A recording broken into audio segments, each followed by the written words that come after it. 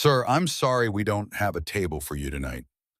He didn't argue. He didn't raise his voice. He just looked at the manager the way a storm looks at a window-quiet patient and absolutely certain of what comes next. What that manager didn't know, what nobody in that room knew, was that the man standing in front of him had made people disappear for less. But before he could turn and walk out the door, a woman in a torn apron, $43 to her name, and a sick child waiting at home did something nobody in that restaurant dared to do. She stepped forward, and the world cracked open. If this story shakes something in you, subscribe and drop your city in the comments. I want to see how far one act of kindness can travel. The hostess said it with a smile. That was the part that landed wrong. "I'm so sorry, sir. We simply don't have availability this evening. No reservation, no table, that's our policy." The man standing at the front of Malone's didn't move. He was a compact man in an expensive suit, hair gelled into a shape that had probably taken 20 minutes to achieve the appearance of effortlessness. He had the particular confidence of someone who has never once been genuinely afraid of anything, which is a very specific kind of arrogance, and also, it turns out, a very dangerous one. "Good evening, sir." Darren extended his hand. "I'm the floor manager, Darren Hunt. How can I help you?" The man in the coat looked at the extended hand for exactly one beat too long before shaking it. "Victor Kane, I had a reservation for this evening. It appears to have been lost." Darren's expression did something complicated. Something moved behind his eye, recognition, calculation, a rapid reassessment, and then it was gone, smoothed back into professional neutrality, so fast Emily almost missed it from across the room. Almost. She was coming out of the kitchen carrying a full tray, table for his appetizers, 2 shrimp cocktails, and a burrata she'd been balancing for 4 minutes when she caught it. That flicker on Darren's face. Like a man who has just recognized a name on a list and is deciding very quickly whether to act like he hasn't. "Mr. Kane," Darren said, and his voice had dropped a full register. "I deeply apologize for any confusion. Unfortunately, we are completely committed this evening. Every table, every booth, I've got a private party in the back that booked the space weeks ago." He spread his hands in a gesture of theatrical helplessness. "On any other night, I would have personally—" "It's my birthday," the man said. Silence. Just a half-second of it. But Emily heard it from 8 feet away, and the words went into her like a key turning. "It's my birthday." 3 words. Said without performance, without self-pity, without any apparent expectation that they would change anything. Just a fact offered plainly the way a person tells you the time when you ask. And somehow that plainness, that complete absence of plea, made it land harder than begging ever could. Darren recovered. "Sir, I understand, and I truly wish there was something I could—" "There's a table in the back." Emily's voice came out before she decided to use it. Both men turned. She was standing there with her tray burrata slightly tilted, shrimp cocktail glasses clinking softly. She could feel every server within earshot go still. She could feel Darren's attention swing toward her like a searchlight. She kept her eyes on the man in the coat. "Section C, corner booth, 14. It's my section and it's been open for 40 minutes. She paused. "I can seat you right now if you'd like." The man looked at her, not the way most customers looked at her, through her past her at the food she was carrying, or the bill she was bringing, or the next thing they needed. He looked at her, directly, completely the way people look at something that has genuinely surprised them. "Your name," he said. "Emily Gray." He held her gaze for a moment that felt longer than it was, then, "Lead the way, Emily Gray." Darren's hand closed around her arm before she'd taken 2 steps. His grip was tight and his voice was a whisper, pulled thin with fury. "What do you think you're doing?" I turned him away. "I made a decision and you just—" "He's a paying customer," she said quietly. "And it's his birthday." She looked down at his hand on her arm. "Let go of me, Darren." He didn't let go immediately. That was the thing he made her wait for. It made her feel it, the small, deliberate exercise of the little power he had. Then he released her. "We're going to talk later," he said softly. "I know," she said, and turned away. Joe. She led Victor Kane to booth 14. She set his place. She handed him the menu. She asked if still or sparkling water. "Still," he said. "No ice." She brought it. He opened the menu and studied it with the same contained focus he seemed to apply to everything not browsing reading, actually reading every line. "Do you have questions about the menu?" she asked. "The lamb," he said without looking up. "How is it prepared tonight?" "Rack, French trimmed, rosemary and garlic crust served with a red wine reduction and roasted root vegetables." She paused. "Chef does it well. It's one of the two things I'd actually order here." He looked up. "What's the other?" "The soul, but only if you like things simple." He considered this. "The lamb," he said, and closed the menu and handed it back to her. She returned to the floor. For the next 40 minutes, she worked her other tables of four top, celebrating an anniversary, a couple on what was clearly a first date going adequately but not brilliantly, a solo businessman eating quickly with one eye on his phone, and every few minutes she looped past booth 14. He ate in silence. No phone on the table, no newspaper, no book. He ate, and occasionally he looked at the room with an attention that was somehow both relaxed and absolute, the way a man looks at a room when looking at rooms is something he does professionally. The second time she refilled his water, he said, "You've been working since when?" She paused. 4 o'clock. "And before that?" "I dropped my son at school at 8, saw his doctor at 10, did laundry, came here." She stopped herself, gave him a look. "Why?" "You move like someone who hasn't stopped since morning," he said simply. "I was curious." She didn't know what to do with that, so she topped off his water and walked away. The third time she came to the table, he was nearly finished with his meal. "Is your son the reason you work evenings?" he asked. The question was so direct, so casually precise that it took her a second to respond. "He goes to school during the day," she said carefully. "This lets me see him in the mornings." "And who has him tonight?" "My neighbor, Margaret." She set down the water pitcher. "Mr. Kane, why are you asking me about my son?" He looked at her steadily. "Because you mentioned him, and because you seem like a person whose choices are made entirely around one other person." He paused. "That's not a criticism. It's an observation." She looked at him for a moment. "How old are you?" she said. The question came out before she filtered it, and she felt her neck go warm the instant it left her mouth. But something in his face shifted that ghost of something that wasn't quite a smile. 44, he said, as of tonight. She held his gaze. "Happy birthday, Mr. Kane." "Victor," she paused. "Happy birthday, Victor." She brought the dessert menu. He ordered the chocolate cake. She went to the kitchen, asked Marcus on pastry to fire one piece, and came back with a single candle, crooked white, the kind she lit for every birthday customer, without exception. When she set it down in front of him, the small flame moving slightly in the draft from the kitchen, he looked at it for a long moment. Something crossed his face that she couldn't read. It was there and gone in under a second, but it was deep, whatever it was, real and deep and very old. "I haven't had a birthday cake," he said quietly, "in 12 years. Emily stood very still. She understood the way you understand certain things without anyone explaining them, that he had not said this to her in order to receive anything back. Not sympathy, not warmth, not comfort. He'd said it the way a man sets something down after carrying it a long time, just to put it somewhere for a moment. "Make a wish," she said softly and walked away. He left at 9:47. She watched him button his coat, watched the three men at separate tables. She'd noticed them now, couldn't unnotice them, each one alone, each one nursing a single drink for the duration of his meal shift, slightly in their chairs as he stood the way iron filings shift when a magnet moves. She was clearing a nearby table when she saw him reach into his coat and set something on the white linen of booth 14. She went over when he was gone. A single folded bill. She picked it up. Her mouth went dry. $100. His check had been 68. She was still standing there holding it when Darren appeared at her shoulder like a bad weather system. "What's that?" he said. "A tip." "How much?" She said nothing. "Emily." His voice had gone very soft, which with Darren was always more dangerous than loud. "Restaurant policy states that all gratuities above 20% go into the house pool. You know that." "He sat in my section," she said. "I seated him against your wishes. I served him. This is mine." The silence between them was the kind that precedes something irreversible. "You know what?" Darren said, and his voice was almost pleasant now, almost gentle, which was the worst version of him.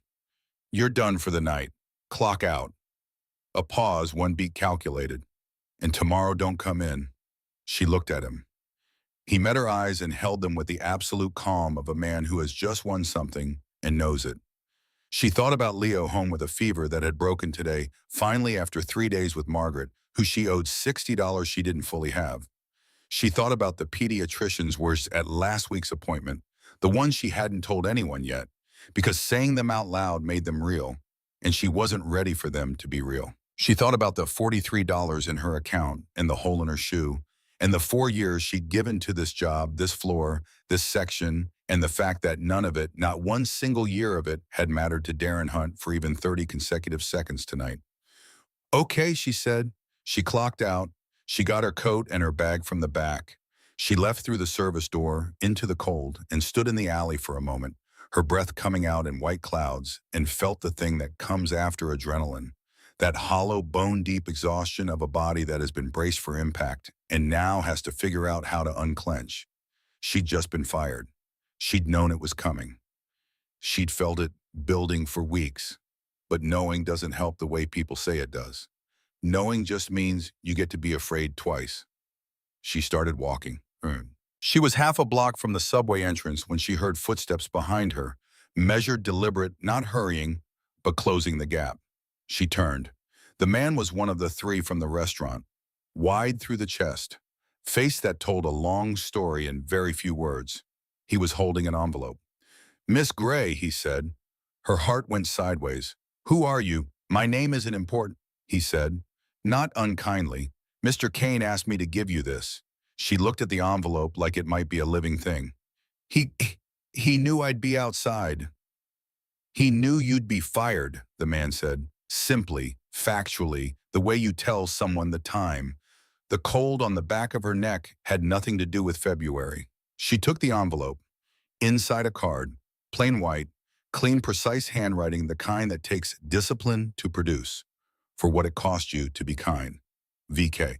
And beneath the card she counted them, standing under a streetlight on a Tuesday night in February, fingers that had gone slightly numb, $600 in $100 bills. She stood there for a long time, not thinking about what to do with it, not thinking about the pediatrician or the rent or the babysitter or any of the practical things that her brain was very good at generating in moments of crisis. She stood there thinking about the words on the card. For what it cost you to be kind. Because nobody in Emily Gray's 36 years of living, in 4 years of waitressing, in a marriage that had slowly come apart, in the long, grinding daily work of keeping one small boy healthy and fed and believed in, nobody had ever named it like that. Nobody had ever acknowledged the cost. That kindness has one. That it is not free. That every decent impulse has a price and most of the world lets you pay it without even looking up. Someone had looked up. She folded the envelope carefully, put it in her coat pocket, took a breath. Then she walked to the subway, went home, paid. Margaret checked on Leo, sleeping, breathing easy color back in his cheeks, and sat at her kitchen table until nearly 3 in the morning, not sleeping, thinking about a man who ate birthday cake alone and hadn't had one in 12 years. He called at 2:47 a.m., unknown number. 3 buzzes. She picked up. "Emily Gray." That low, controlled voice, immediately recognizable the way certain sounds are: thunder, your own name, spoken in a particular tone. "Mr. Kane." She didn't pretend she'd been sleeping. "I want to offer you a position." No preamble, no apology for the hour. She said nothing, and he took that for permission to continue.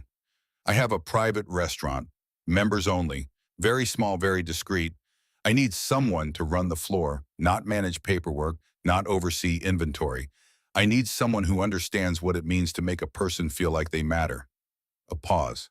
"Tonight you did that without being asked at personal cost for a stranger. That is an extremely rare quality, Emily. I want to pay for it appropriately." "How appropriately?" she said. $4,000 a month, Wednesday through Saturday evenings. You're home every morning with Leo." And the sound of her son's name in this man's mouth at 2:47 in the morning stopped her cold. Her voice came out very level. "How do you know my son's name?" "Silence, Mr. Kane. How do you know his name?"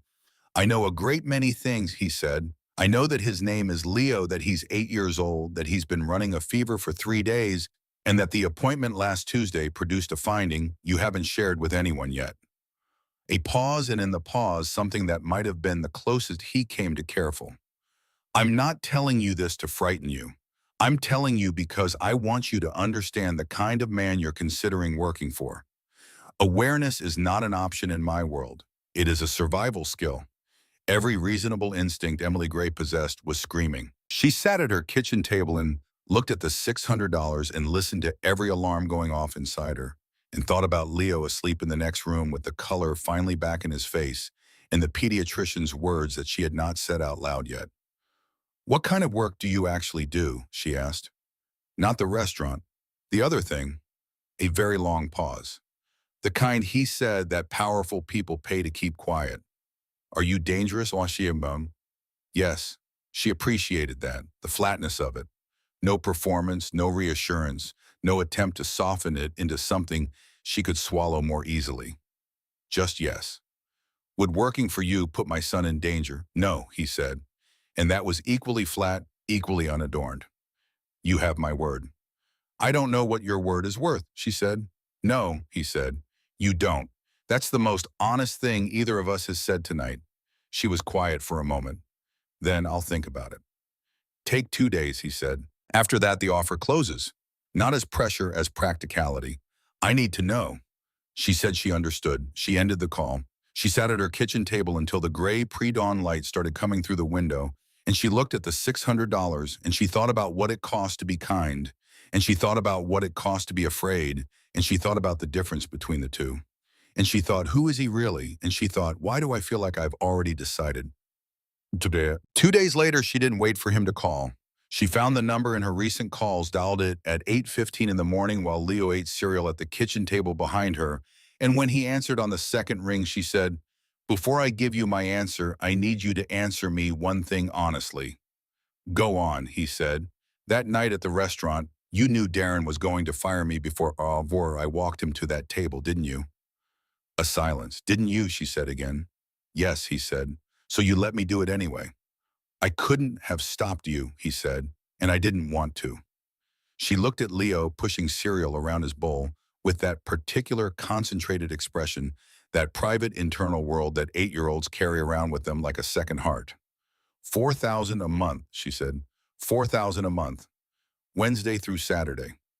Wednesday through Saturday. And if I ever feel unsafe, I walk. Clean. No consequences. A pause. "Then those are reasonable terms." "Then I'll start in 2 weeks, she said. "My son has a doctor's appointment I need to get through first." "I know," he said quietly. She paused. "Victor," she said, and it was the first time she'd used his name without it being offered to her first. "Whatever that doctor tells me in 2 weeks, it doesn't change anything. I make my own decisions." The silence that followed was different from the others, fuller somehow, warmer by a single degree. "I know that too," he said. "It's why I called." She hung up. Leo looked up from his cereal. "Was that the new job?" "That was the new job," she said. "Is he nice, the man?" Emily looked out the window at the February morning pale gray sky, the last of the night's frost still on the glass. A city that didn't care what you decided or why, a city that just kept moving. "He's honest," she said finally. "That might be better." Leo nodded seriously, the way 8-year-olds nod when they've decided to accept an answer they don't fully understand. Emily turned back to the window. She had said yes to a man she didn't know, a dangerous man by his own admission, a man who knew her son's name and her doctor's appointment and the thing she hadn't told anyone yet. She had said yes. And what frightened her, what truly frightened her standing there in her kitchen in the winter light, was not that she'd said yes to a stranger. It was that it hadn't felt like a mistake. The first day Emily walked into Victor Kane's restaurant, she almost turned around and left.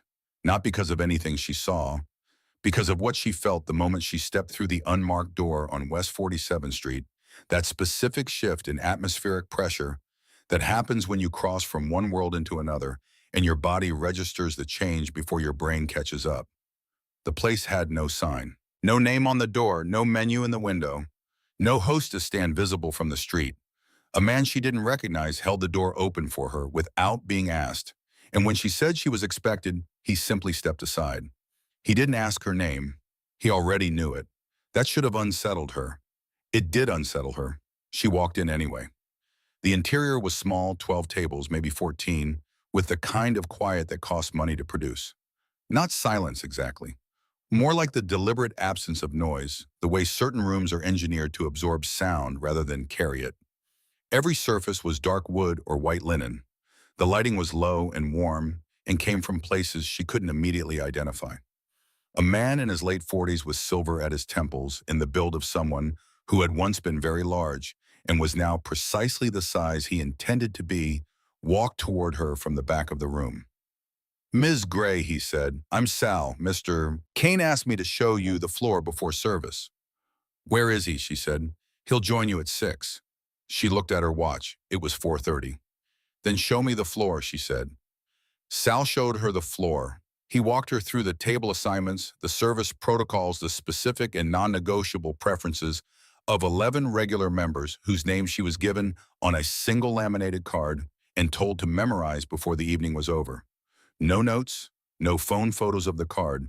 Memorize it. She memorized it.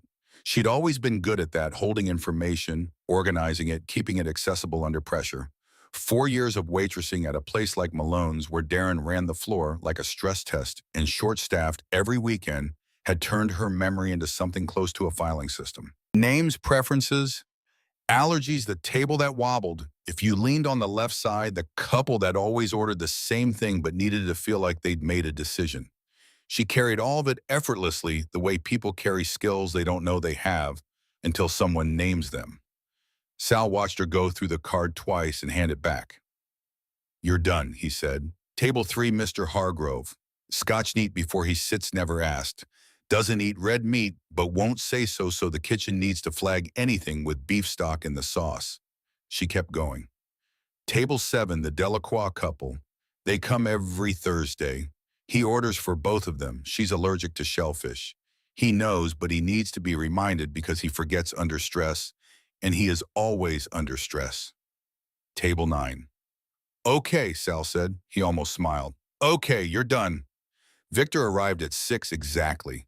Not at 5:58, not at 6:02. 6 o'clock with the kind of precision that isn't about punctuality, but about control, the projection of a man for whom time behaves the way he requires it to.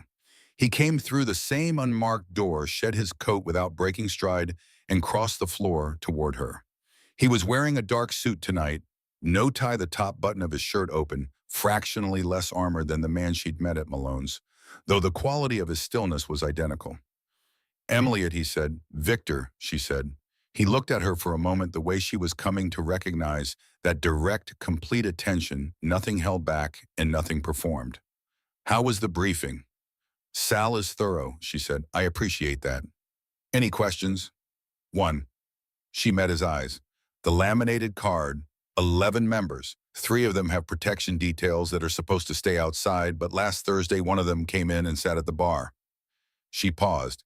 "That's not in the protocol. What do I do if it happens on my floor?" Something moved in Victor's eyes. Quickly there and gone, but she caught it, something between surprise and satisfaction. "You tell Sal immediately," he said. "Don't engage with the detail directly. Don't ask them to move. Tell Sal. And if Sal isn't on the floor, tell me." She nodded once. "Good." He almost smiled, the same almost smile she'd seen at Malone's, the shape of one restrained and at the border. "You're going to be good at this," he said, and walked to his table. His table, she learned that night, was always table 1. Center of the room, back to the wall, sightline to the door. He sat there the way a man sits in the only chair in a room that could hold him naturally, inevitably, as if the chair had been waiting. The first 3 weeks passed in a rhythm she hadn't expected. She worked 4 nights a week in a restaurant that felt less like a restaurant and more like a controlled environment. Every variable accounted for every contingency, addressed every member known and prepared for before they arrived. The money appeared in her account every Friday, cleanly on time, without drama. Leo saw the specialist. The news was manageable, not the word the doctor used, but the word Emily chose, because manageable was something she could work with, and she was a woman who needed to be able to work with things. It would require monitoring, some adjustments. It was not catastrophic.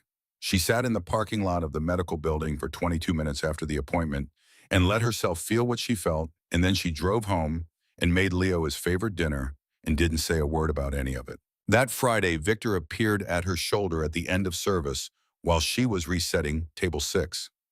"The appointment," he said quietly. "How did it go?" She paused with a water glass in her hand. "He's going to be fine," she said. "Not a report, a declaration." Victor looked at her for a moment. "Good," he said. "Simple, clean. No follow-up questions, no reaching for more than she'd given. Just good." She appreciated that more than she could have explained. She was beginning to develop a catalog of the things about him she hadn't expected. The way he listened fully, without interruption, without the slight restlessness most people displayed when they were waiting for their turn to speak. The way he treated the kitchen staff, not warmly exactly, but with the particular form of respect that comes from someone who understands that the people at the bottom of any operation are the only thing holding it up. The way he always said good night to her by name when he left, never through an intermediary, always directly. She was also developing a catalog of the things that remained exactly as alarming as they'd always been. The men who came and went from the private room off the back corridor. The conversations that stopped when she entered certain spaces. The night a black SUV pulled up outside and 3 men she didn't recognize went into that back room and came out 20 minutes later, wearing expressions that had not been there when they arrived. She didn't ask about any of it.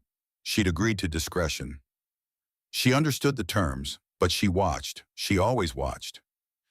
It was the 4th week when she learned his real name. Not Victor Kane, she'd had that from the beginning, the other one. The one people used in different rooms. She overheard it by accident, and the word accident is doing some heavy lifting there because in Victor's world, almost nothing happened by accident, and later she would wonder whether he had intended for her to hear it, or whether it was one of the rare true accidents, the kind that changed the shape of things.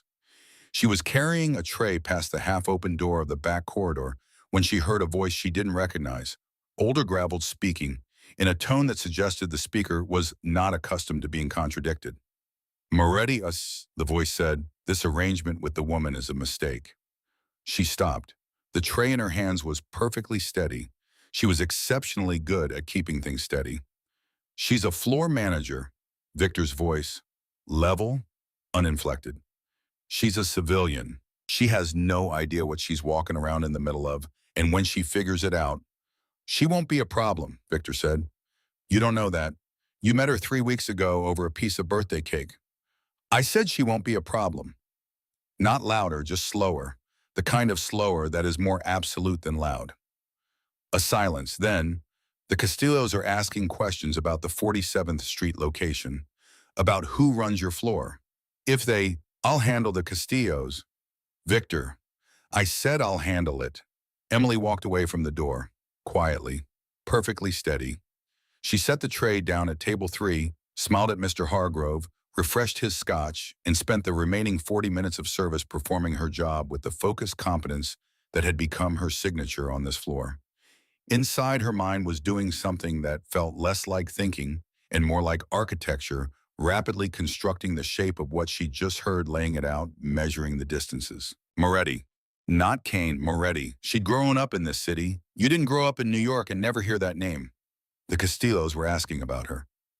She waited until the room had cleared and Victor was the last one at his table, which was always the case, which she'd come to understand was deliberate before she approached him.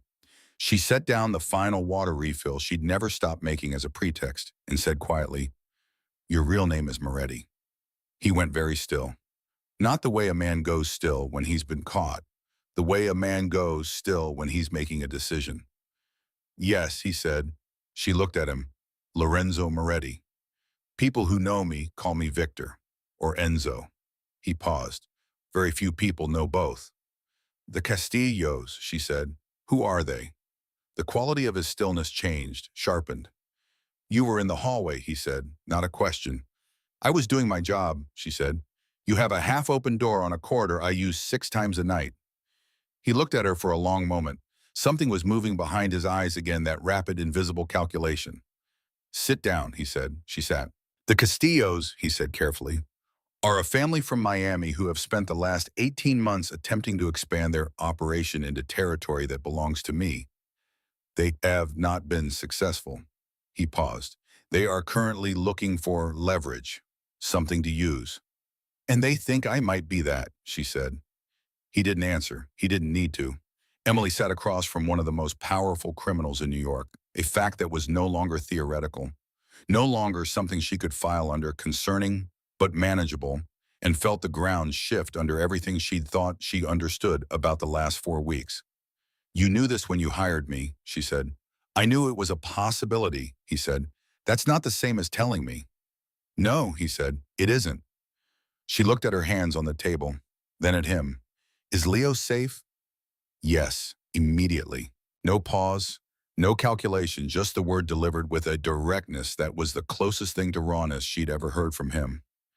How can you be sure? Because nothing touches him, Victor said, and his voice had dropped to something that was very quiet and very absolute.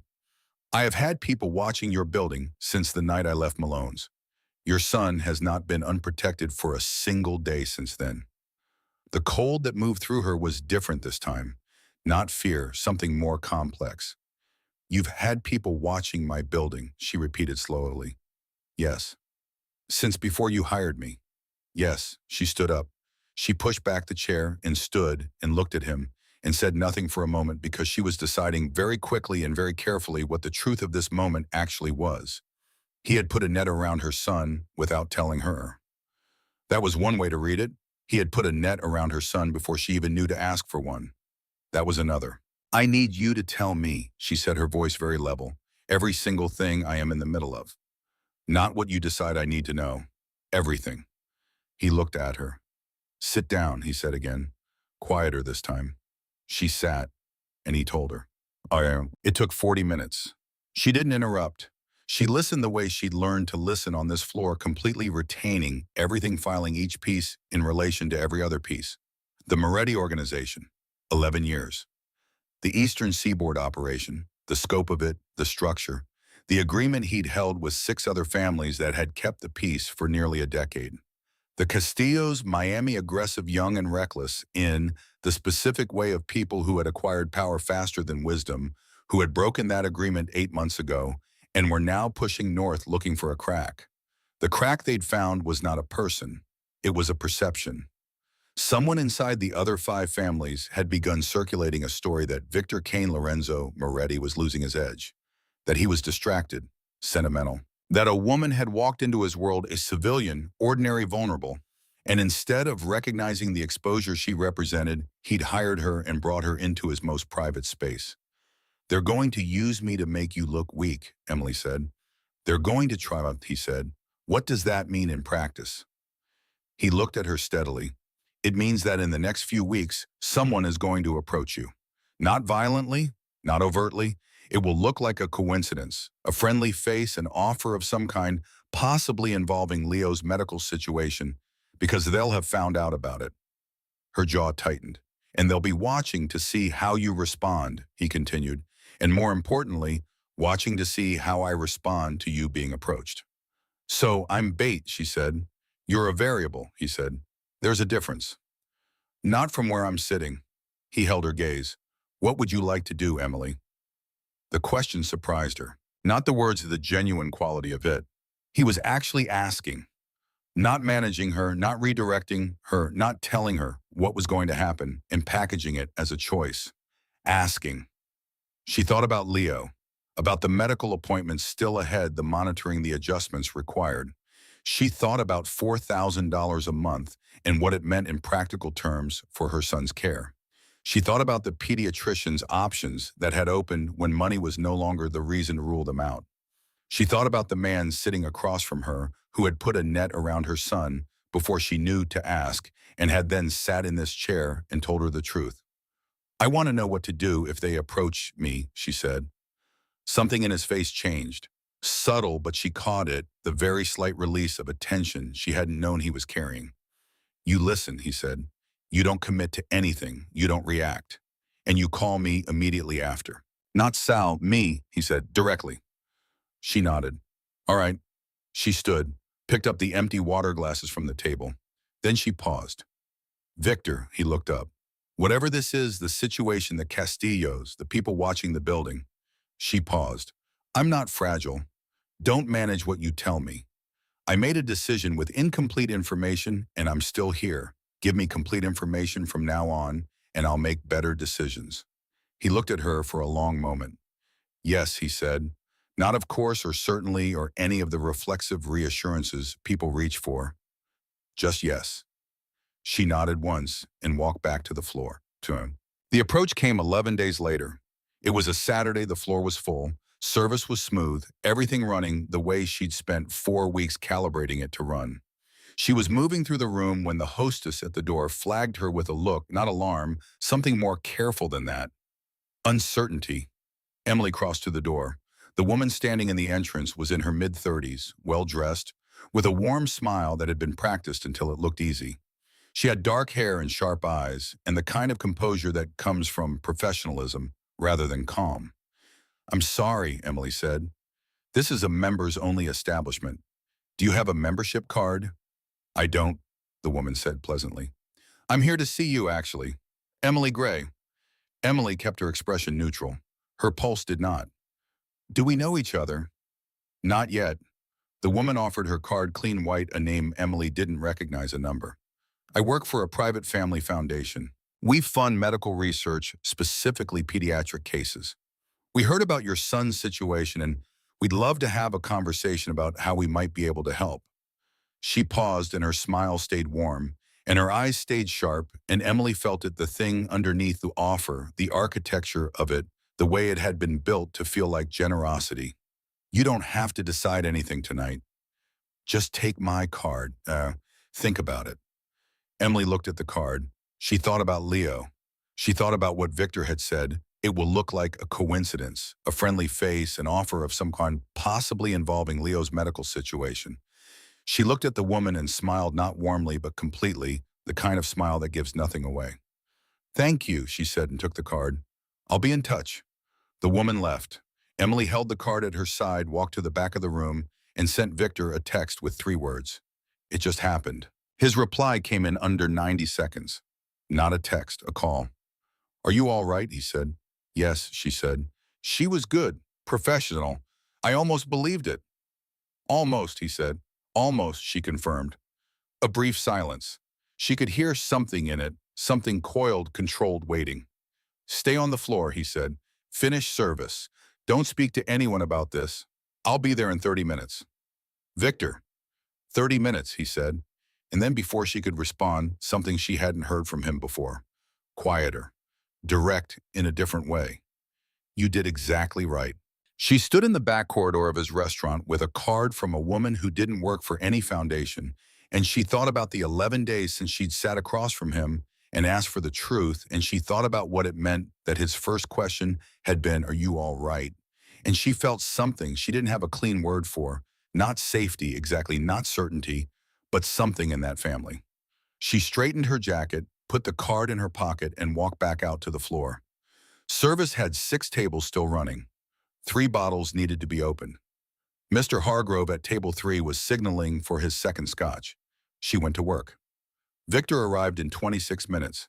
Emily knew because she'd been watching the door without appearing to watch the door, a skill she had developed over 4 years of working floors, where the most important thing happening was never the thing directly in front of you. She had table 9's dessert order in table 3's second scotch delivered, and the Delacroix couple's check presented by the time he came through the unmarked door on West 47th Street, with that particular quality of movement that always made the room reorganize itself around him without anyone understanding why. He didn't look at her immediately. He looked at the room, a single sweep practiced, in total the way a man looks at a space when he's reading it rather than seeing it. Then he looked at her. She crossed to him. "Tell me exactly what she said," he said quietly. "Word for word if you can." Emily told him, word for word. She had a good memory, and she'd been running the conversation on a loop since the moment the woman left, so the replay was clean and precise. The warm smile, the card, the mention of Leo's medical situation, the specific phrasing, private family foundation, the way the offer had been structured to feel like it had arrived by accident. Victor listened without interrupting. When she finished, he held out his hand. She gave him the card. He looked at it for 3 seconds. His face didn't change, But something in the air around him did a subtle shift in pressure the way weather changes before you can name it. Do you know who sent her? Emily asked. Yes, he said. The Castillos. A proxy, he said. 3 layers removed. They're being careful. He pocketed the card, which means they're not certain yet what you are to me. She looked at him steadily. What am I to you? The question came out more direct than she'd intended, and for a moment the air between them held it, both of them aware of the weight it carried, neither reaching to take it back. Someone I need to keep safe, he said, and then after a pause that was barely a pause, someone I want to keep safe. There's a difference, Vainis. She held his gaze for a moment, then she said, what happens next? He looked at the room once more. Service was winding down, 2 tables still occupied, Sal managing them smoothly. I need to make a call, he said, and then you and I need to have a conversation that I've been putting off for 2 weeks. She waited. Not here, he said, when the floor clears. Shut up. The last table left at 10:40.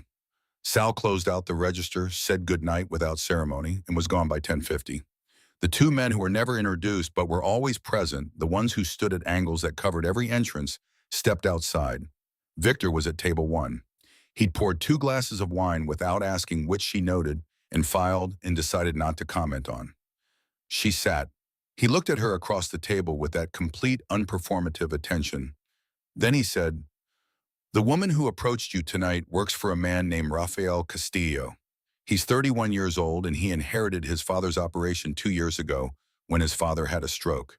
He's intelligent and he's impatient and he's made 3 significant miscalculations in the last 18 months, all of them for the same reason. What reason? Emily asked. He thinks speed is the same as strength, Victor said. It isn't. And his miscalculation tonight, Victor looked at his glass. He sent a woman to approach you about Leo, which tells me 2 things. First, he has information about your son's medical situation, which means he has a source somewhere close to my operation. His jaw tightened slightly, 1 degree barely visible. Second, he thought that was the right lever to pull, that you were the kind of woman who would trade information for help with her child.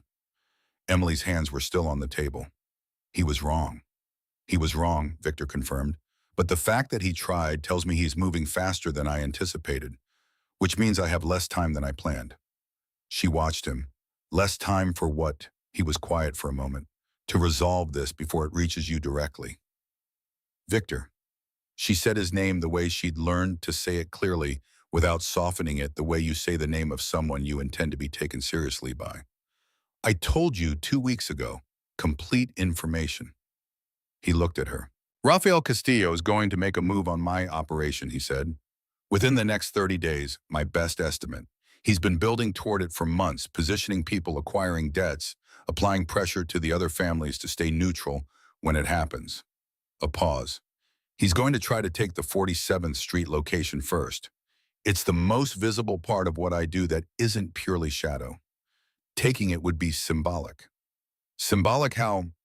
It would say that I've gone soft, Victor said, that I built something that looks like a real restaurant with a real civilian running the floor because I've forgotten what I am. His voice was flat.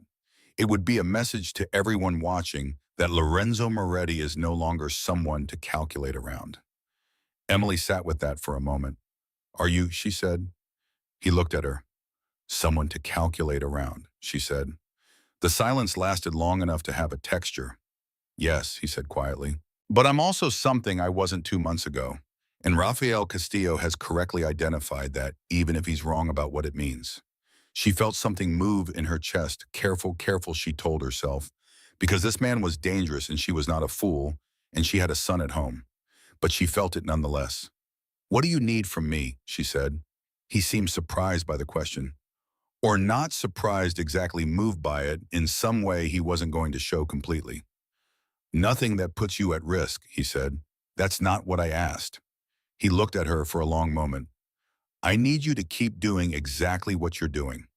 Run the floor. Be visible. Be exactly who you are. He paused. Your presence here isn't a weakness. I've decided to stop treating it like one. She held his gaze. And Leo, I'm moving the people watching your building closer in, he said. Starting tonight. He paused. If at any point you feel uncomfortable, if anything feels wrong, anyone unfamiliar, Anything at all, you call me. Not Sal, me. You keep saying that, she said, because I mean it every time. She looked at her wine glass. She hadn't touched it. She picked it up now and took a slow sip and set it back down and thought about what it meant to be sitting at this table in this room with this man on the wrong side of whatever line she'd once thought divided her life from lives like this. Can I ask you something personal? She said. You can ask, he said, which was not the same as yes, and they both knew it. The birthday cake, she said. 12 years. He went very still. Who did you lose? She said. The stillness lasted 5 seconds.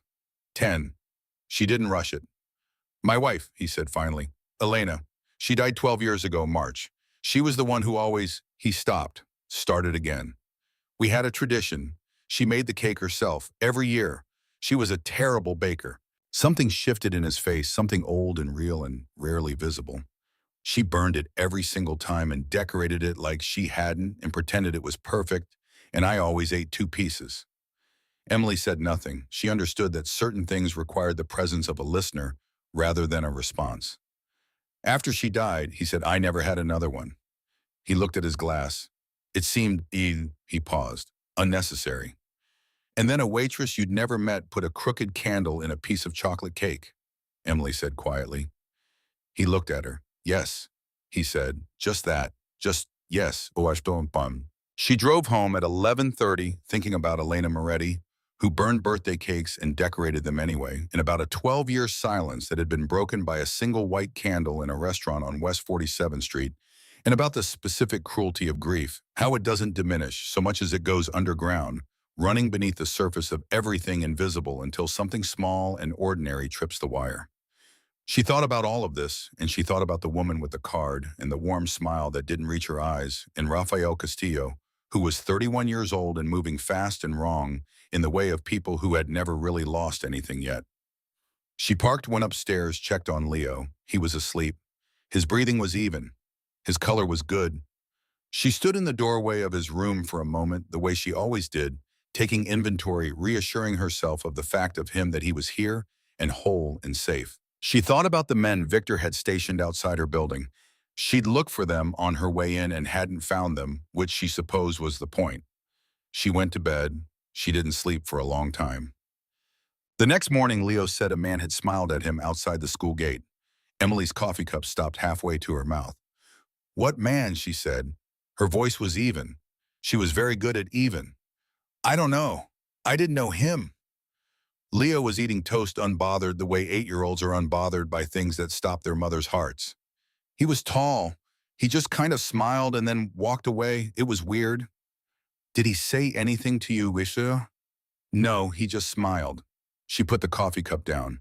Leo, if anyone you don't know ever talks to you ever, you walk away and you call me immediately. You understand?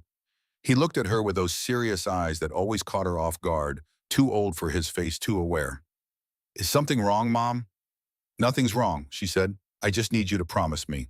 I promise it, he said, and went back to his toast, and Emily sat across from him and felt the specific terror of being a mother in a situation she had chosen and could not unchose, and reached for her phone. She texted Victor. Someone at Leo's school gate this morning, male, unknown. The reply came in 40 seconds. I know, not Castillo's people, one of mine. I should have told you. I'm sorry. She stared at the words. I'm sorry on her screen for a moment. In 6 weeks, she had never once heard him say them. She typed back, tell me everything, every time. His reply, yes. She arrived at 47th Street that Wednesday to find the room different. Not visibly, the tables were identical, the linens pressed, the quiet expensive. But the staff had changed. 2 new men on the floor who moved differently from the rest. Sal was tighter around the eyes. The energy in the room had a frequency she hadn't felt before, coiled ready. Victor was at table Waitress 1 when she hurried on, earlier than usual. He had papers in front of him that he put away when she approached, which he had never done before. What happened? She said. Sit down, he said. She sat. Last night, he said, Rafael Castillo acquired a debt that belongs to one of the families I have a peace agreement with, the Ferraro family out of Philadelphia. He paused. That debt is leverage. It means one of my 6 allied families is now compromised. If Castillo calls that debt, the Ferraros are neutral at best. That's the crack he needed, Emily said. Yes.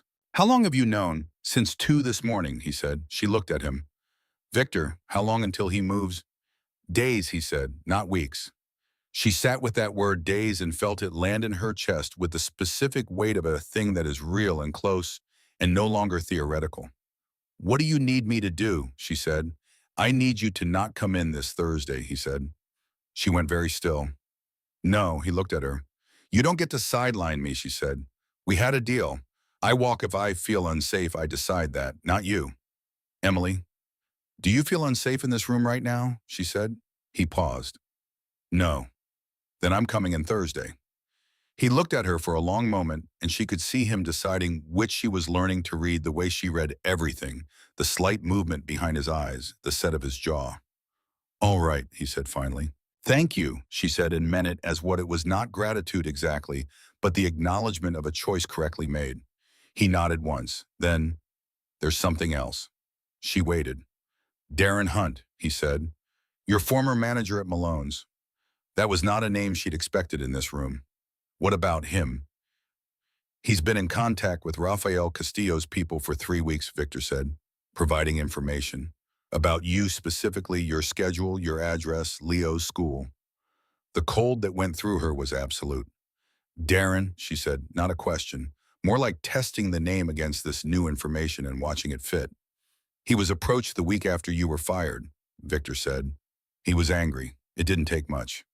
She thought about Darren's hand on her arm, the deliberate pause before he released her, the pleasure he'd taken in those final 4 words. Don't come in tomorrow. She thought about all of it and felt something she rarely let herself feel, pure, undiluted fury, the kind that runs clean and cold. What happens to him, she said. Victor looked at her carefully. Nothing that you need to concern yourself with. Victor, he'll be handled, he said. Professionally, nothing irreversible. He paused. I don't do things the way you might be imagining. She held his gaze. She was deciding whether to believe him, and she was doing it openly right in front of him because she'd stopped pretending she wasn't assessing him. I believe you, she said. Something in his face relaxed by 1 degree. Good. But I want to know, she said, what happened? I'll tell you, he said, after. Thursday came. The floor was full, the service was immaculate, and nothing happened until 9:47 when everything happened at once. Sal appeared at Emily's shoulder with the particular walk she'd learned meant something was wrong, measured, controlled, but half a beat faster than normal. 2 men outside, he said quietly. They've been standing at the corner for 40 minutes. She didn't look at the door. Victor spam. Back room, Sal said. He already knows. The member's still on the floor. I'll move them, Sal said. Quietly. You keep the room calm.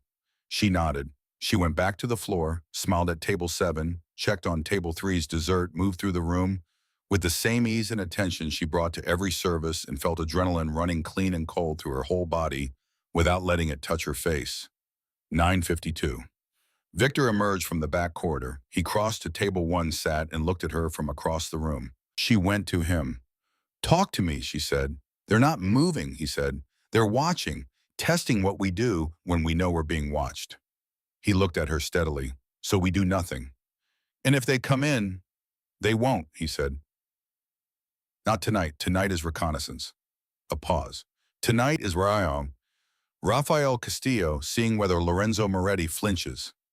Emily looked at the front door, at the empty tables where members had been quietly, unhurriedly relocated to the back room under Sal's smooth management, at the 2 men on her floor who were not servers. She looked at Victor. You're not flinching, she said. No, he said. I'm not. She stood at his table and felt the room hold its breath and thought about a woman who burned birthday cakes and a man who had carried that silence for 12 years and the strange, specific shape of a person who had learned to be enormous in order to protect something small. Neither am I, she said quietly. And she turned and walked back to the floor, and she moved through the rest of service with her chin level and her hands steady and her heart slamming against her ribs in a rhythm that she recognized after a moment as something very close to resolve. 10:18. Sal came to her side. They're gone. She let one breath out slowly. Tables. All clear, Members are fine. He looked at her with something she hadn't seen from him before, something that might have been respect. You were good tonight, Ms. Gray. Thank you, Sal, she said. She was resetting table 6 when she felt Victor behind her. She didn't hear him. He moved quietly for a large man, but she felt the specific change in air that she'd learned to associate with his presence. It starts now, he said quietly. She kept her hands moving, folding the napkin. I know. Whatever happens in the next few days. Victor. She stopped, turned around, looked at him directly. Tell me one thing. Yes, he said. Do you trust me? He looked at her, that complete, undivided attention, nothing held back. More than I've trusted anyone in 12 years, he said. She held his gaze for a moment. Then she nodded once and turned back to the table. She finished resetting it in silence. Her hands were perfectly steady. Outside, somewhere in the city, that didn't care what you decided or why Rafael Castillo was making his next move. And Emily Gray's single mother, former waitress, the woman who had stepped forward when everyone else stood up back, was standing in the middle of something she hadn't chosen and couldn't leave, and feeling with a clarity that surprised her that she was exactly where she was supposed to be.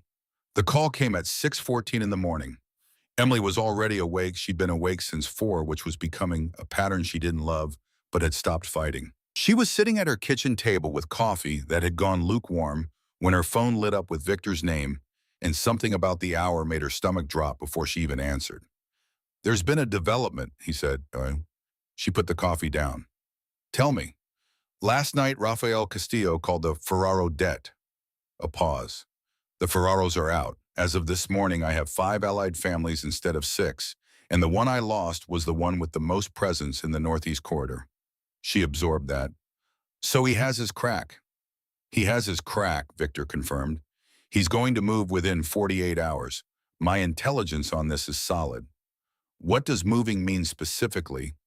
He's going to make a public challenge, Victor said. Something visible enough that the other families can't pretend they didn't see it. He wants to establish that I won't respond or that I can't. A pause. He's chosen the 47th Street location as his stage. Emily looked at her kitchen window. The gray early morning light, Leo still asleep down the hall. He's coming to the restaurant. He's sending people to the restaurant, Victor said. There's a difference. Rafael doesn't get his hands dirty directly. He sends a message in the form of men. How many men? A brief silence. Enough to make a point. Victor, how many? 4, we believe. Possibly 6. Another pause. Emily, I need you to hear me very carefully right now. I'm listening. I don't want you in that building tomorrow night. She was already shaking her head. We've been through this. This is different from Thursday, he said, and something in his voice had shifted lower, more deliberate, stripped of the controlled distance he usually maintained. Thursday was surveillance. What's coming tomorrow is an escalation. These are not men who are coming to watch. They are coming to send a message, and messages in my world have a way of... He stopped, started again. I need you not to be there, Emily, this one time. I need you to trust me on this. She sat with that for a long moment. She could hear him breathing on the other end of the line, steady, controlled, but present in a way that felt different from his usual precision. Where will you be? She said. There, he said immediately. I'll be there. Then I'll be there, she said. Immediately. You told me 3 weeks ago that my presence wasn't a weakness, she said. You said you'd stop treating it like one. Did you mean that Anna's? A man did it, he said. Then let me be there, she said.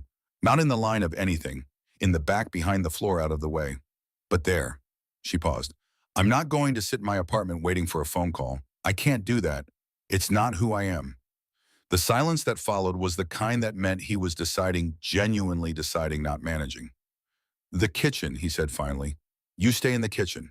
You do not come onto the floor under any circumstance unless I personally come to you. Agreed.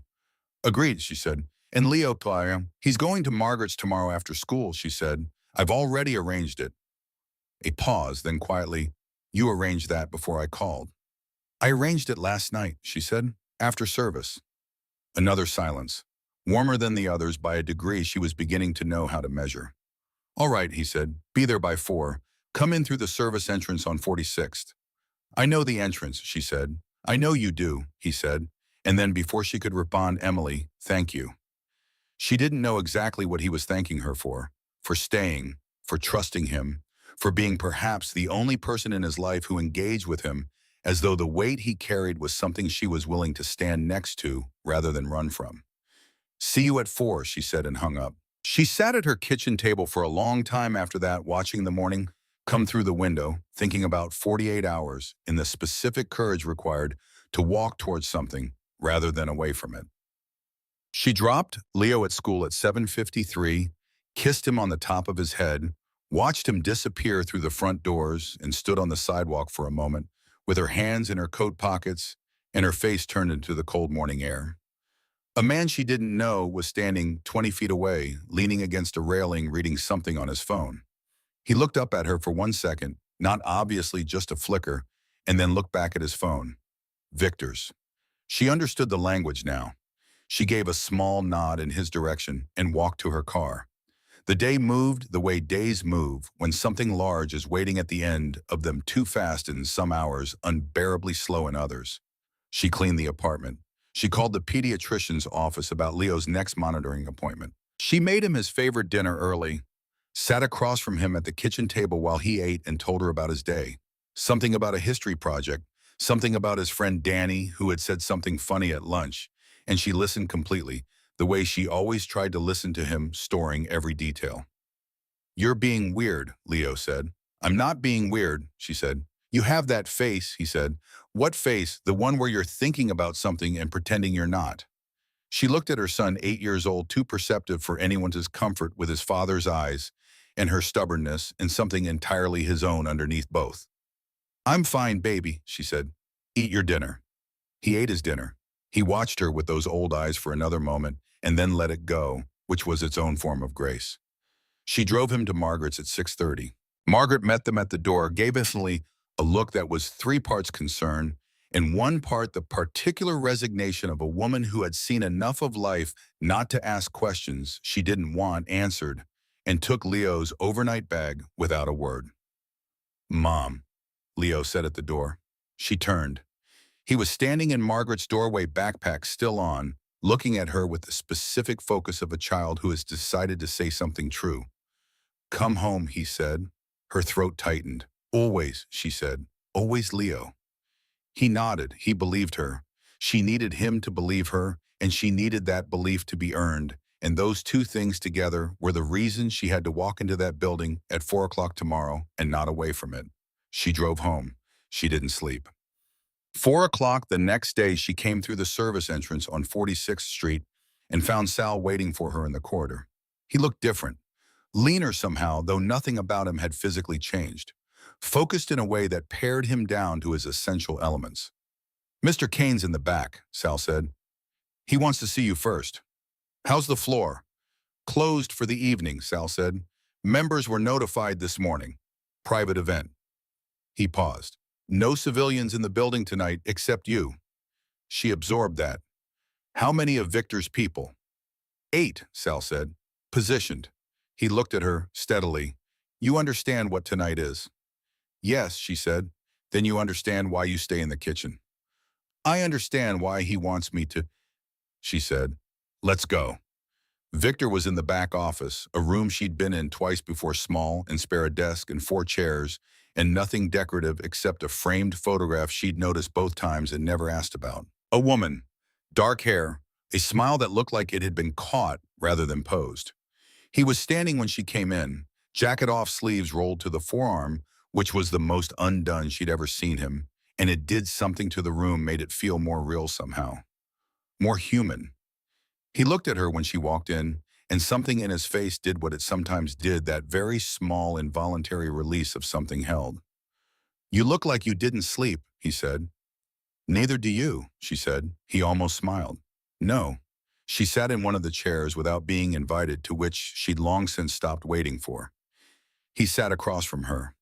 Tell me the shape of the evening, she said. He told her, clean and specific, the way he communicated everything. Castillo's people were expected between 8 and 9. The intelligence came from a source inside Castillo's operation that had been cultivated for 3 months and had not been wrong yet. They would arrive at the front of the building, Not the service entrance, which was intentional. The front entrance was symbolic. The statement was the point. They would expect either an empty building or a skeleton crew. They would not expect what they were going to find. Which is what? Emily asked. Me, he said simply, at my table, waiting.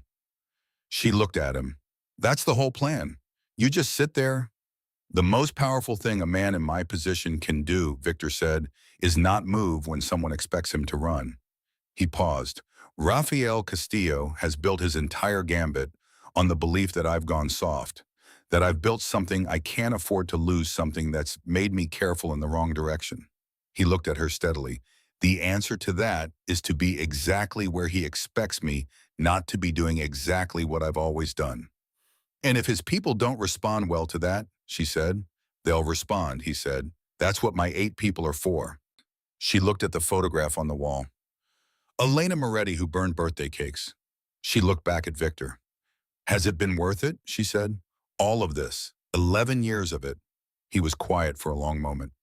I built it to be worth something to someone, he said finally, and then that person was gone, and I kept building because I didn't know how to stop. He paused. Whether it was worth it is a question I've been trying to answer for 12 years. She held his gaze. What's the current answer? He looked at her, and the look was different from any she'd cataloged. Not the calculating attention, not the controlled warmth, not the deliberate precision. Something more raw, more undefended. Ask me again tomorrow, he said quietly. At 7:45, Sal appeared in the kitchen doorway.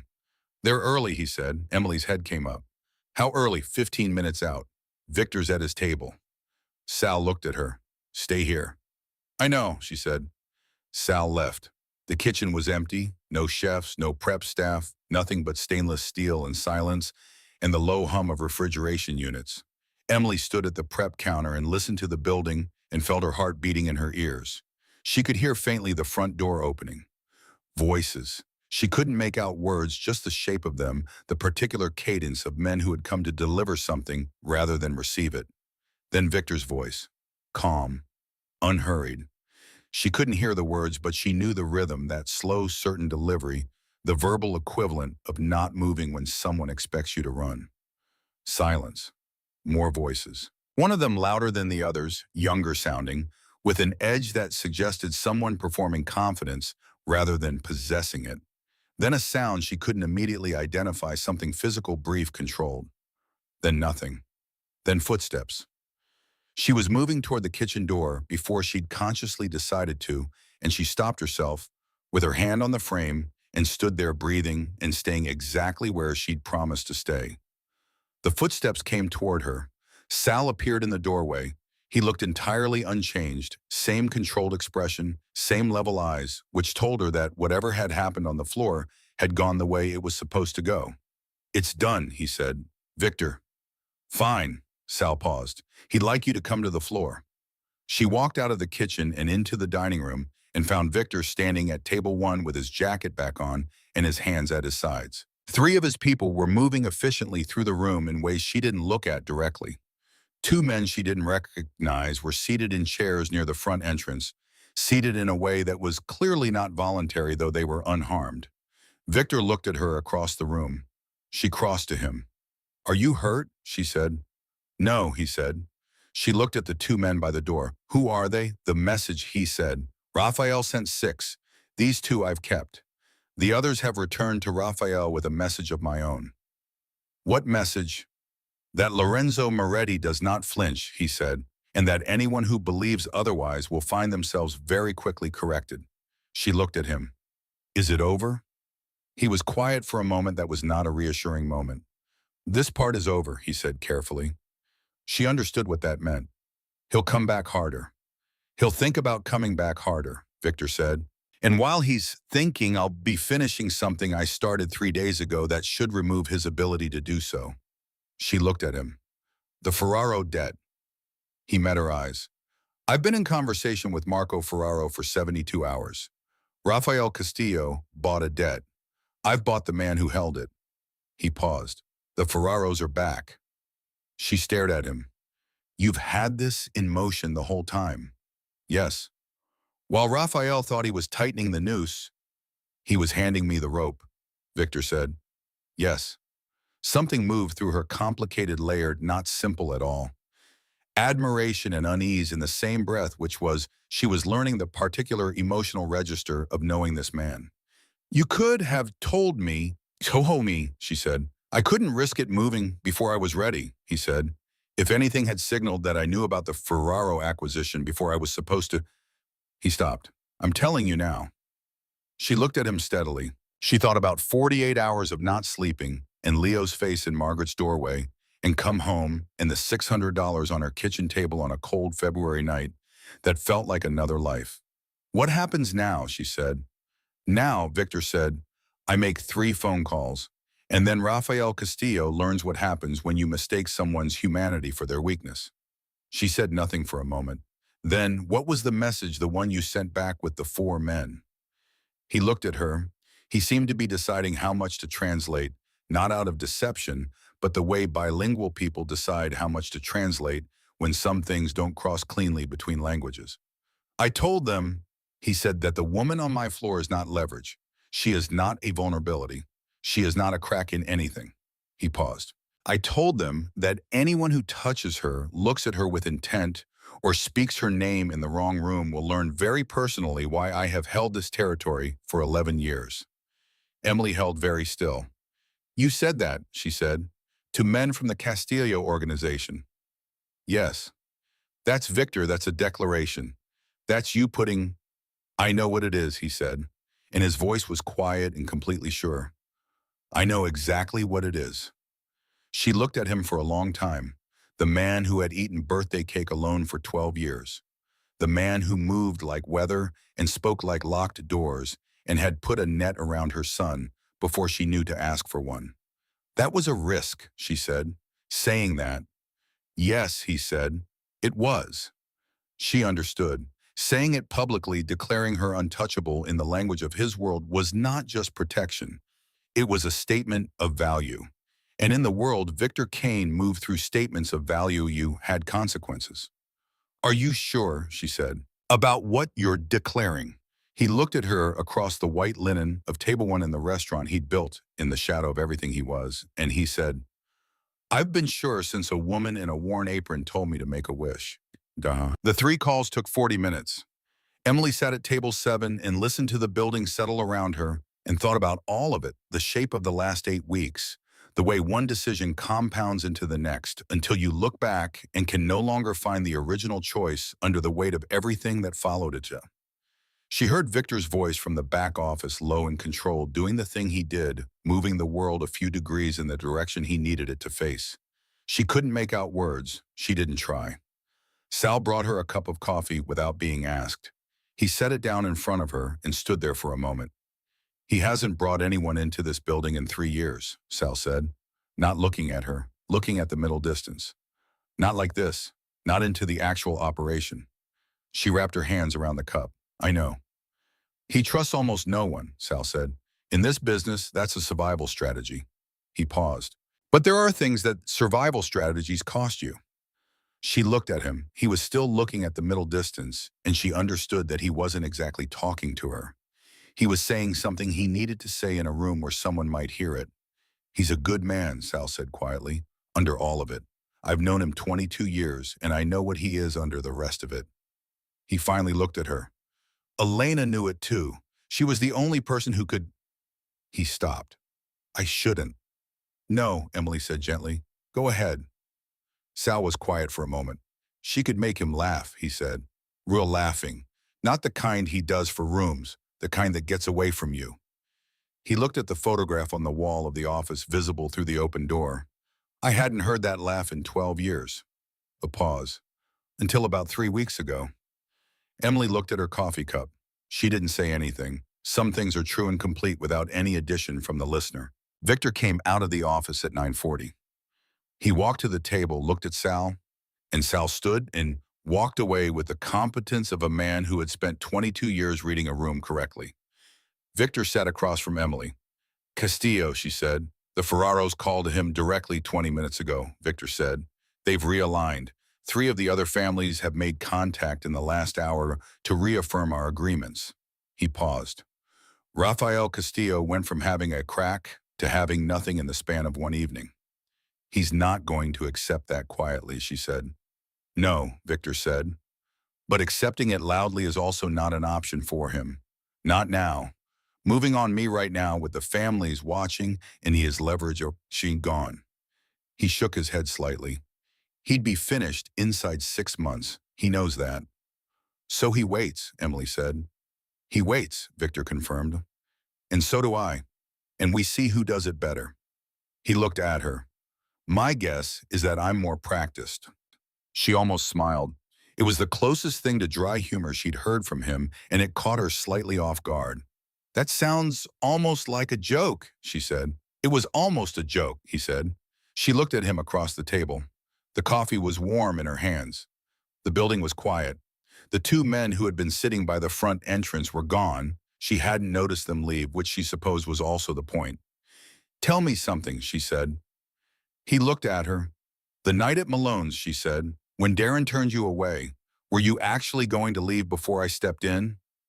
He thought about this. Yes, he said, I was going to leave. Why didn't you fight it? You could have. Because there are rooms I don't force, he said. There are things in this life I've learned to let go. A dinner reservation is one of them. He paused. And I had nowhere particular to be. She held his gaze. You had nowhere to be on your birthday.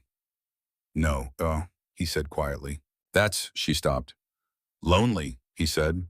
The word came out plainly without self-pity, the same way he'd said yes when she asked if he was dangerous. Just a fact set down cleanly. Yes, she said. They sat with it for a moment, that word in the space between them, honest and plain and large enough to matter. It isn't anymore, she said. She hadn't fully decided to say it, but it was true, and she'd stopped editing things just because they were true.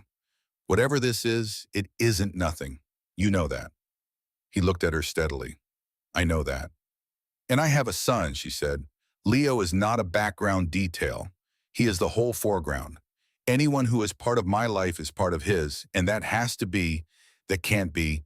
I understand, he said. And the way he said it told her he did not as an inconvenience to be managed, but as a fact to be respected in full. He asked me once if you were nice, she said. Something moved in Victor's face. What did you say? I said you were honest, she said, that it might be better. He looked at his hands on the table for a moment, then up at her. I'd like to meet him, he said, carefully, quietly. When you think it's right. No pressure and no schedule. When you decide. She looked at him for a long time. Ask me that again in a few weeks, she said. He nodded once, the nod of a man who has learned to receive things in the form they're offered rather than the form he might prefer. Darren Hunt, she said, then shifting because there was still a thread she hadn't pulled. Handled, Victor said. You told me you'd tell me after. A pause. He won't be passing information to anyone going forward, Victor said. His access to anything useful has been comprehensively removed. He's been made aware that the activity he engaged in carries consequences, and he's been persuaded strongly that accepting those consequences quietly is in his best interest. He's not hurt, she said. He's not hurt, Victor confirmed. He's frightened. There's a difference, and I made sure he understood which one he was experiencing. She thought about Darren's hand on her arm, the way he'd waited those extra seconds before letting go. Good, she said, and meant it simply without drama. Victor looked at her. You're not who I expected, when he said. What did you expect? Someone more frightened, he said. Someone who would have needed more management. He said the word like it tasted slightly wrong. Someone I would have had to be more careful around. You've been careful around me, she said. Yes, he said, in the opposite direction from what I'm used to. Usually careful means controlling information. With you, careful has meant making sure you have all of it. She held that. Is that a change for you? Everything about this, he said quietly, is a change for me. She stood because if she stayed in this chair for another 5 minutes, she would say something she wasn't sure either of them was ready for, and she'd learned when to leave a room before the moment peaked. I need to pick Leo up from Margaret's, she said. He stood. I'll have someone follow your car. I know the way home, Victor. I know you do, he said. I'll have someone follow your car. She looked at him. Then she said, all right. She got her coat from the back. She was halfway down the service corridor when she heard his voice behind her, Maud, Emily. She turned. He was standing in the corridor, jacket on hands at his sides, the same stance she'd seen that first night at Malone's that contained deliberate stillness. But there was something different in his face now. Something that had been there for weeks accumulating and was now simply visible. I'm glad you stepped forward, he said, and that night. She looked at him for a moment.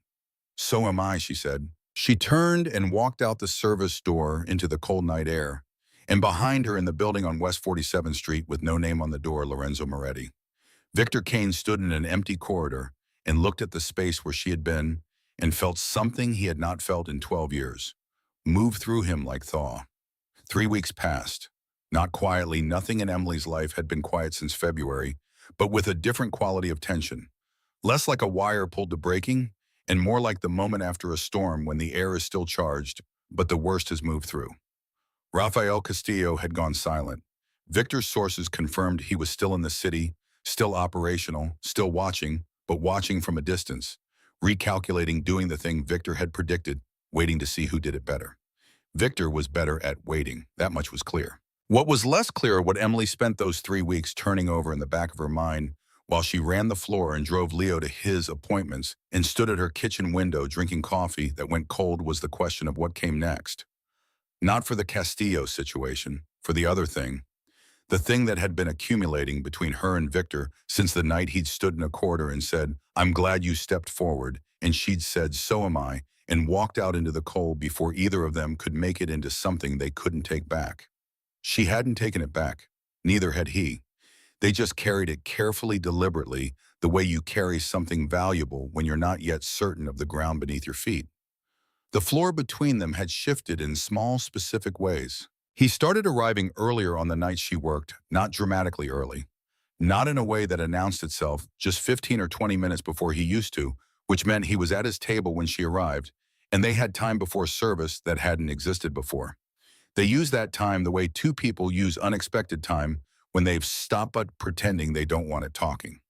About Leo mostly at first, about his monitoring appointments, his school project on the American Revolution, that he'd become briefly obsessed with the funny thing he'd said last Tuesday about Margaret's cat.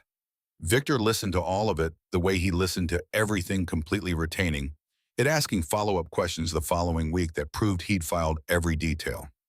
It undid her slightly every time. She wasn't used to being listened to like that. She hadn't realized until someone did it consistently how rarely it had happened before. He sounds like someone worth knowing, Victor said one evening about Leo. He is, Emily said. He's the best person I know. Victor looked at her. When you're ready, he said, just the reminder that the offer stood quiet and without pressure. Soon, she said, and meant it. The twist came on a Tuesday when she wasn't expecting it, which was when the important things always came. She was between the floor and the kitchen, mid-service, when Sal appeared at her side with that slightly faster than normal walk that she'd learned to read like weather. Back office, he said quietly. Now, someone's here. I'm in the middle of... Now, Emily. She handed her table off to the secondary server without breaking her expression and followed Sal through the corridor to the back office. And when she walked in, she found Victor standing behind his desk, and across from him, seated in one of the chairs, was a man she had never seen before. He was in his 60s, silver-haired, well-dressed, with the careful posture of someone who had spent decades in rooms where posture communicated power. He looked at her when she entered with an assessment so rapid and complete, it felt like a physical thing. Emily, Victor said, this is Vincent Ferraro. She knew that name. She'd known it since the night Victor had explained the realignment. Marco Ferraro's father, she understood now, looking at him, the patriarch. Old Philadelphia, old money, old rules. Ms. Gray, Ferraro said. He had a voice like the bottom of a church organ. I've heard a great deal about you. She looked at Victor. He gave her nothing, just that steady gaze which she'd learned to read as handle this. I trust you to handle this. She looked back at Ferraro. I hope it was accurate, she said. Something moved in Ferraro's face, not quite a smile. Direct, he said. Good. He looked at Victor. I can see the appeal. Victor said nothing. Ferraro looked back at Emily. I'm going to say something plainly Ms. Gray because I'm too old to do it any other way. He leaned forward slightly. What Victor did 3 weeks ago, declaring your protection, publicly naming you explicitly as someone under Moretti's word, that was either the bravest thing I've seen a man in this business do in 30 years, or the most reckless. He paused. I'm here to determine which. She held his gaze. And how do you intend to determine that? By talking to you, Kimming, he said. Alone. She glanced at Victor. He was watching her with that complete, unperformative attention and something else underneath it. Something that looked, if you knew where to look, very much like trust being actively extended. All right, she said. She looked at Victor. Give us 20 minutes. Victor held her gaze for one moment. Then he nodded once and walked out of his own office and closed the door behind him. Ferraro watched this happen. Something shifted in his expression, something that might have been surprise recalibrating into something else. Interesting, he said quietly. You wanted to talk, Emily said. She sat in the chair across from him without waiting to be invited the same way she sat at Victor's table, because she'd learned that waiting to be invited was a form of conceding ground before the conversation started. Talk. Ferraro looked at her for a long moment. Then he said, do you understand what he risked saying what he said the way he said it to Castillo's people? Yes, she said, tell me. He told the most aggressive challenger to his position in over a decade that I matter to him, she said, in a language those men understand completely. He made me a named priority, which means I become a target the moment anyone decides the most direct path to Victor is through me. She held Ferraro's gaze. He handed Castillo a weapon and simultaneously told him it would cost him everything to pick it up. That's either brilliant or reckless, depending on whether he can back it up. Ferraro was quiet. Can he? She said. Yes, Ferraro said, but that's not what I came to assess. He studied her. I came to assess whether you understand what you've walked into, whether you're a liability who doesn't know she's a liability or something else. And he looked at her for a long time, the kind of look that has a verdict at the end of it. Something else, he said. She didn't react visibly. Good. There's a conversation happening among several of the families, he said, and his voice shifted slightly lower, more careful.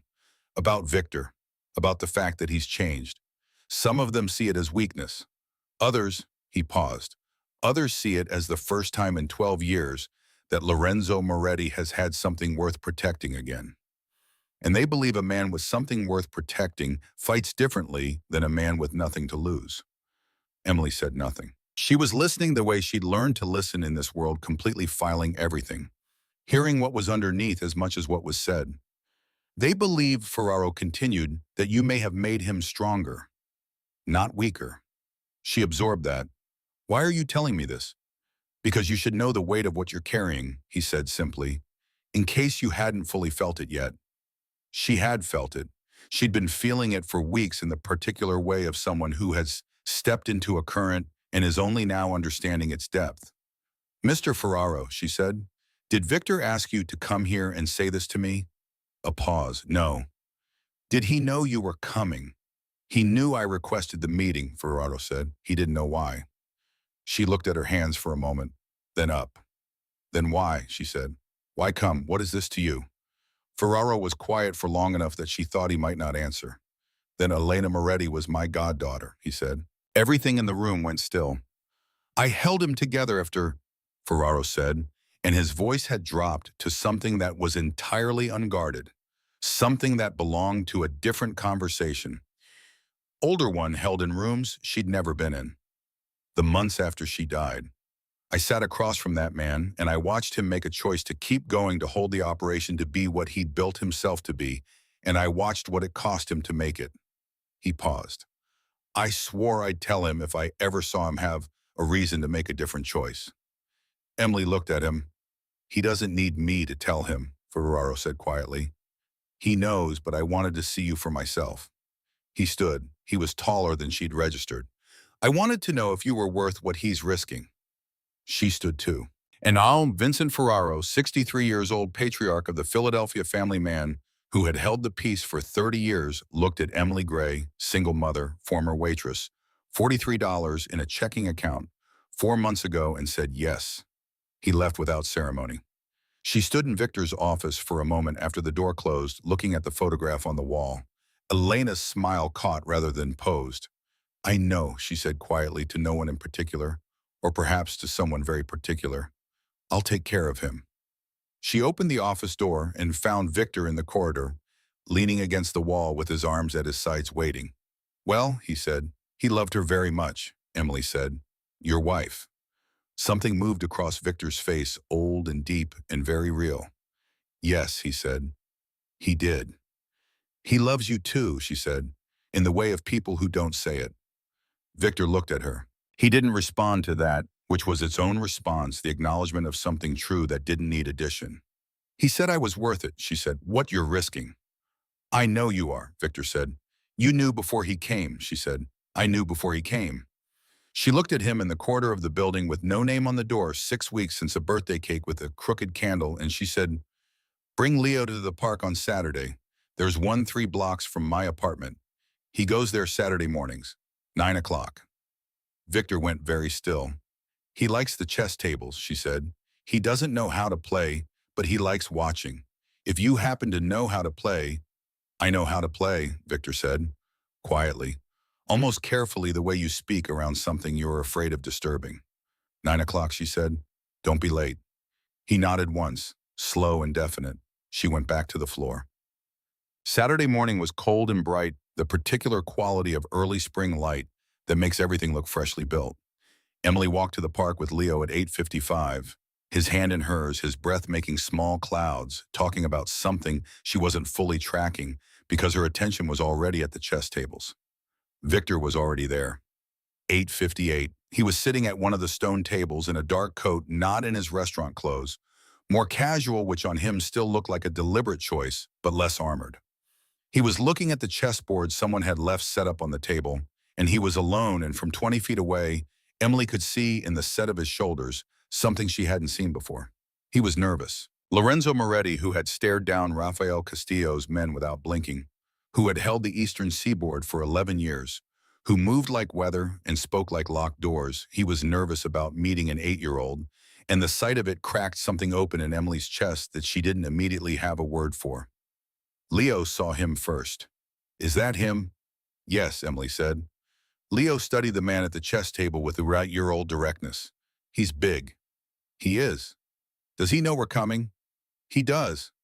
Leo considered this. Okay, he said with the particular pragmatism of children who haven't yet learned to be complicated about things. And he walked forward. Victor looked up when he heard the footsteps. He looked at Leo first, and something in his face did something Emily had only seen twice before, both times at the edges of private moments. It opened. Just slightly. Just enough. Hi, Leo said. He stopped at the table and looked at the chessboard. Do you know how to play? I do, Victor said. His voice was different, the same quality but pitched differently. More careful, more present. Will you teach me? Victor looked at Emily, quick, a glance that asked and received in under a second. Sit down, Victor said. Let's start from the beginning. Leo sat. He leaned forward over the board with that private, concentrated expression, that internal world she knew so well. And Victor began explaining quietly, specifically, without condescension, the way he explained everything. How the pieces moved, what they were for, the logic underneath the rules. Emily sat on a bench nearby and watched her son lean toward a dangerous man over a stone chessboard in morning light, and felt something she recognized after a moment as the particular peace that comes when the pieces of your life stop fighting each other and settle into a shape that makes sense. An hour later, Leo had learned how the knight moved and was deeply annoyed about it. That doesn't make any sense, he said. Why does it go sideways? Because it's the only piece that can go around something instead of through it, Victor said. Leo thought about this. Is that better? Sometimes, Victor said, knowing how to go around is more useful than knowing how to go through, depending on what's in your way. Leo looked at the board. My mom goes around things, he said conversationally. Victor glanced at Emily. She was looking at the sky, pretending not to have heard. Yes, Victor said, she does. She says it's because she picked her battles. Leo moved a pawn incorrectly, moved it back. What does that mean? It means she's smart, Victor said simply. Leo appeared to accept this as accurate. He moved the pawn correctly this time. Are you her friend? He asked. A pause. Yes, Victor said. A good one. Another pause. The kind that had weight. I'm trying to be, he said. Leo looked up at him with those old eyes. Okay, he said, and went back to the board. Emily was looking at the sky, and her eyes were very bright, and she was not going to cry on a park bench on a Saturday morning. She absolutely was not. She cried a little, quietly turned away. Then she straightened and looked back at the chess table where her son was arguing with a mafia boss about whether the bishop should be allowed to go straight, and felt the specific fullness of a moment that is exactly what it needs to be. The Castillo situation resolved itself 6 weeks later in a way that Victor had predicted and Emily had not fully believed until it happened. Rafael Castillo, 31 years old and impatient in all the wrong directions, made one more move not against Victor, but against the Bianchi family in Boston, a move so miscalculated and so public that it accomplished in 72 hours what Victor had spent months engineering. It united every allied family against him. Victor told her about it on a Wednesday evening after service at Table 1 with 2 glasses of wine she actually drank this time. It's over, he said. Not bloodlessly, but over. She absorbed that. For you, for the immediate situation, yes. He looked at his glass. Rafael Castillo will spend the next several years understanding that speed and strength are not the same thing. And for the longer situation, she said. He met her eyes. That depends on things I can't control, he said. And things I can. But she held his gaze. What can you control? What I choose, he said, and who I choose it with. She looked at him across the white linen of Table 1 and thought about February, about rain and a wet overcoat, and the specific impulse that makes a tired woman step forward when every sensible instinct says step back. She thought about $600 in a card that said, for what it cost you to be kind. She thought about Leo at the chess table and the night that goes sideways, and knowing how to go around is more useful than knowing how to go through. She thought about Elena's smile in the photograph caught rather than posed, and a man who hadn't had a birthday cake in 12 years and had come back the following Saturday with a piece of pound cake from the bakery 3 blocks from the park because Leo had mentioned in passing that it was his favorite, and Victor had apparently filed that detail alongside every other one. She thought about what Sal had said, I hadn't heard that laugh in 12 years, and about the sound she'd actually heard 2 Saturdays ago at the chess table when Leo had finally gotten the night right and announced it to the park at large, and Victor had laughed. Real laughing. The kind that gets away from you. She thought about all of it. Okay, she said. He looked at her. Okay. Okay, she said again. To whatever you're not quite asking yet. Okay. Something moved through his face, something that had been in motion for months, finally arriving at its destination. Not dramatic, not loud, just real. There are things about my life that won't change overnight, he said carefully. I know. And things I'm working on changing, he said. That will take time. I know that too, she said. I'm not asking for overnight. I'm asking for honest. She held his gaze. You've been honest since the beginning. Keep being that, Leo. Yes, he said. And Leo comes first, he said immediately. Always. I want you to know that I understand that. She looked at him for a long moment. Then she picked up her wine glass and held it out across the table. He picked up his. Happy late birthday, Victor, she said quietly. He held her gaze. Thank you, Emily. They drank. 1 year later to the day, Emily was running the floor of a restaurant that now had a name on the door. Small letters understated the kind you have to look for.